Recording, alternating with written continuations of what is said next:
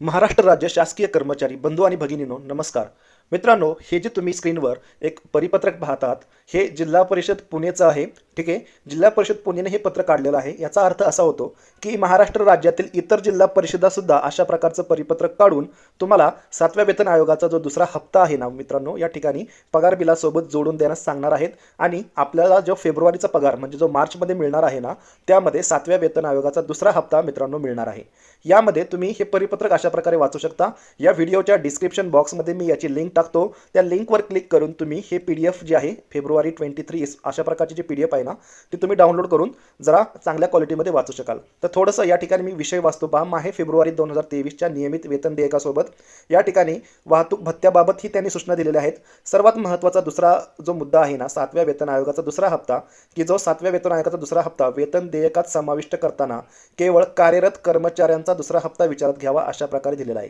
कोणत्याही परिस्थितीमध्ये कर्मचाऱ्यांचा दुसरा हप्ता रोखीनं दिला जाणार नाही याची दक्षता घ्यावी. तसेच NPS धारक कर्मचाऱ्यांना मागील हप्त्याप्रमाणे रोखीनं दुसऱ्या हप्त्याची रक्कम अदा करावी. म्हणजे जे जुन्या पेन्शनमध्ये आहे त्यांना रोखीनं मिळणार नाही आहे, परंतु जे NPS मध्ये आहेत त्यांना म्हणजे नवीन पेन्शन योजनेमध्ये जे आहेत त्यांना हा रोखीनं हप्ता दिला जाणार आहे.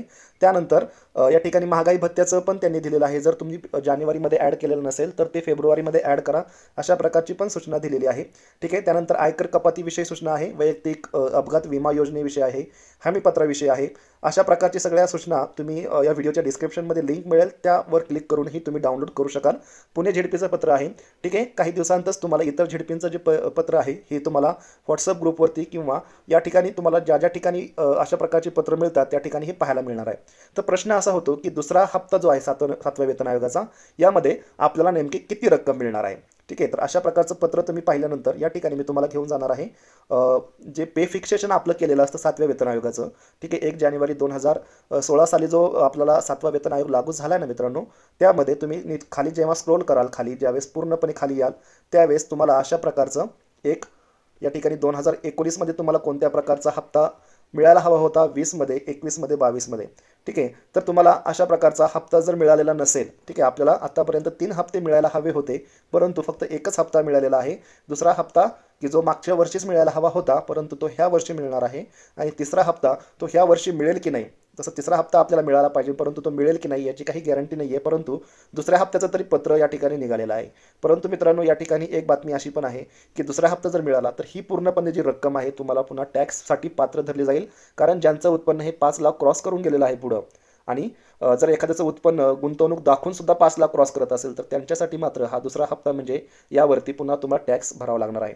तर या ठिकाणी जी रक्कम तुम्हाला दिसते ना, ही रक्कम तुमचं या ठिकाणी जे पे फिक्सेशन असेल ते तुम्ही ओपन करून पहा.